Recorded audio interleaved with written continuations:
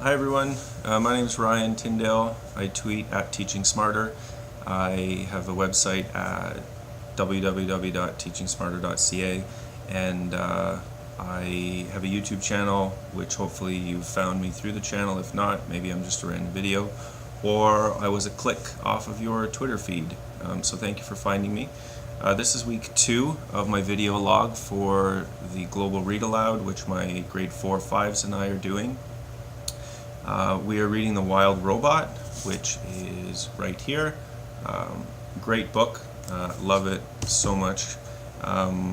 Week 2 we had to get up to chapter 31, so we're motoring through. We're at about 100 pages, and students are really enjoying it. What I did for the end of week 1 was post just some ideas of what I did. It had about 30 views, so hopefully I got to help 20-25 teachers, which is great.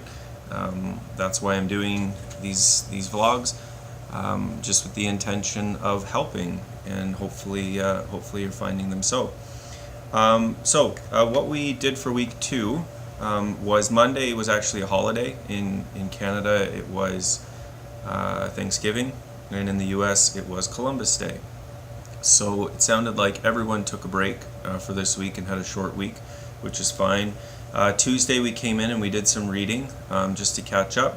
I actually invited my principal to come in, and she did come in, but she got caught up with trouble at recess with a student, and she was a little late, so she uninvited herself, and she's going to be coming in hopefully next week. But I guess that's tip number 1 that I found, is invite other teachers, your admin, parents, people from your community to come in and read with your kids. It gives your voice a break, but it also is another voice in the classroom. So I encourage you to do that. And I found that parents have been very receptive to it and very excited. So I do have some parents lined up, and hopefully that follows through. But even just your principal or your vice principal, getting them to come in, it's a great idea. So we'll find out next week who comes in for week 3. But that was Tuesday.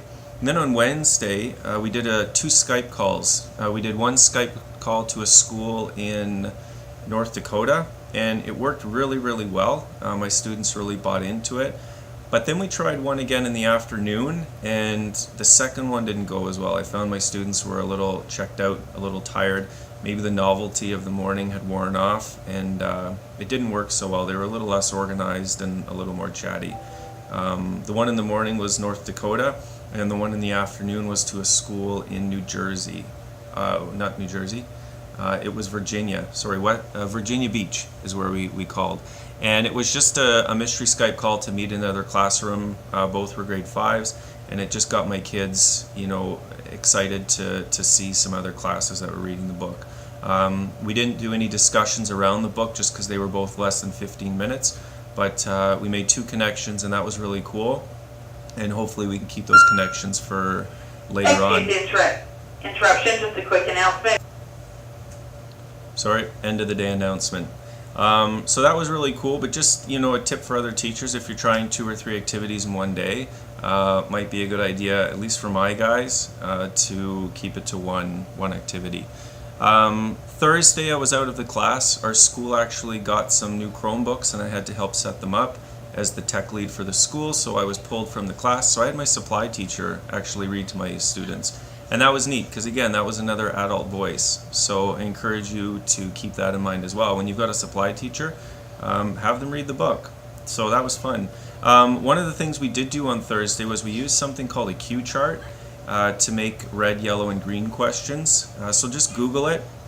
I'll put a link in the description below to it, but cue charts are really great, and I had them ask 5 questions. So they had to do 3 red, 2 yellow, 2 red, 1 yellow, 3 red, 1 yellow, 1 green. And the idea is that a red question is we have thick or thin questions.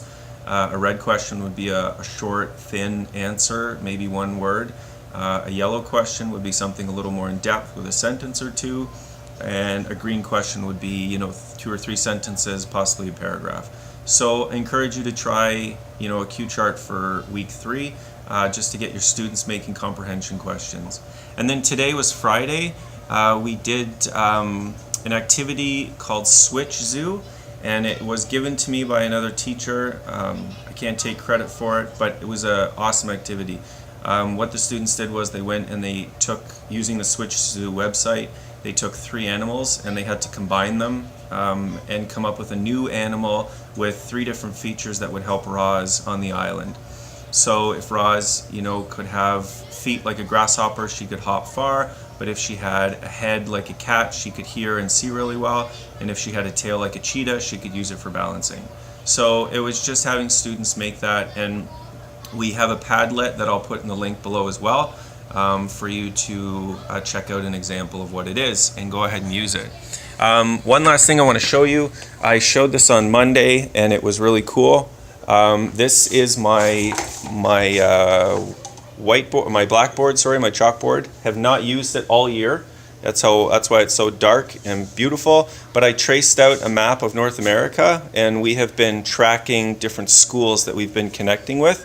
I just shot my overhead projector, copied a map of North America, and you can see here that we've been jotting down and tracking all the different people we've been talking to. So again, another tip for you if you want to, find something cool to like a big visual for your kids. I'm hoping for week 3 to make a bulletin board out in the hallway. But yeah, that's a great idea. So thanks so much for watching. I will see you at the end of week 3, and hopefully some of these tips help. Take care and have a great weekend.